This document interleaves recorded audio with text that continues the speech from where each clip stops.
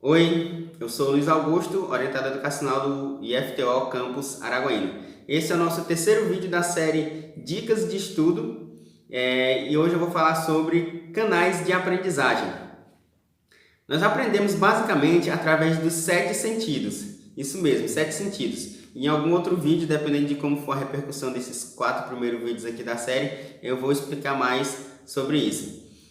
Nós aprendemos através dos 7 sentidos, dos quais usamos com mais ênfase 3: a visão, a audição e o tato, que seria a sinestesia. Esses são os chamados canais de aprendizagem: o canal visual, o canal auditivo e o canal sinestésico. Usamos os 3 para aprender, mas um deles com mais intensidade. Apresentarei agora dicas de como estudar baseado em seu canal de aprendizagem mais evidente.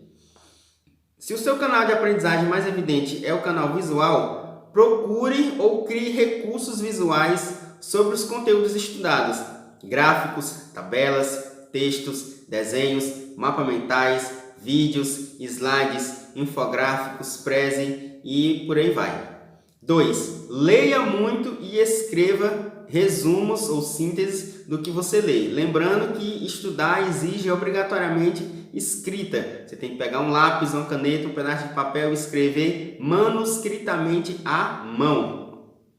3. Sublinhe, circule, faça setas, símbolos, anotações, use canetas coloridas ou marca-textos, né? Que isso é importante para você estabelecer um vínculo visual com o conteúdo que você está estudando, para que você possa armazenar de modo mais eficiente no seu cérebro. Se você tem um canal auditivo mais evidente, leia em voz alta, para que você possa ouvir a sua própria voz e assimilar o conteúdo de modo mais eficiente. 2. Converse com várias pessoas sobre os assuntos estudados. Pode perturbar mesmo as pessoas, conversa sobre o assunto que você está estudando, para que você possa fixar melhor, ouvindo a sua voz, falando sobre o assunto e escutando a interação com as pessoas. 3. Grave áudios, resumos sobre o assunto estudado. Ao escrever manuscritamente com a mão, porque estudar exige escrever manuscritamente à mão, você vai ler esses resumos gravando, para que você possa ouvir sua voz lendo esse resumo que você fez e posteriormente ouvir a gravação desse resumo. 4. Escute videoaulas. Isso, você não vai necessariamente assistir uma videoaula, você vai dar o foco maior a o que está sendo falado, ou seja, você vai ouvir com atenção. Crie histórias sobre os assuntos. O auditivo tem necessidade do som, então você vai criar histórias como se fossem uma piada, enfim, sobre aquele assunto, para que você possa lembrar com maior facilidade quando você estiver diante de um momento de avaliação, por exemplo. Se você tem um canal mais evidente sinestésico, ponha em prática o que estuda, ou seja, procure alguma forma de colocar em prática isso que você está estudando, o assunto que você está estudando. 2. Estude mudando de posição de vez em quando. O sinestésico precisa de movimento, então ficar parado durante muito tempo é incômodo para alguém sinestésico que tem necessidade de movimento. Então é bom estar mudando de posição de vez em quando, o local que está estudando, para não ficar chato para ele. 3. Leia andando, de preferência ao ar livre.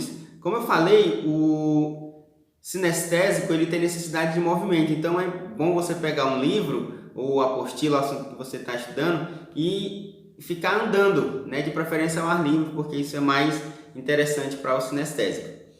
4. Estude em Libras. Por que é importante estudar em Libras para alguém sinestésico? Como eu já falei, ele tem a questão do movimento, e Libras envolve o movimento das mãos, expressão facial e até um pouco o movimento do corpo. Então, se você não sabe Libras, estude, porque é muito bom, que é o nosso segundo idioma oficial do Brasil e tem um mercado muito bom também. Então, se você aprender Libras, é interessante para isso. E você vai memorizar o conteúdo melhor por causa dos movimentos que vão sendo feitos.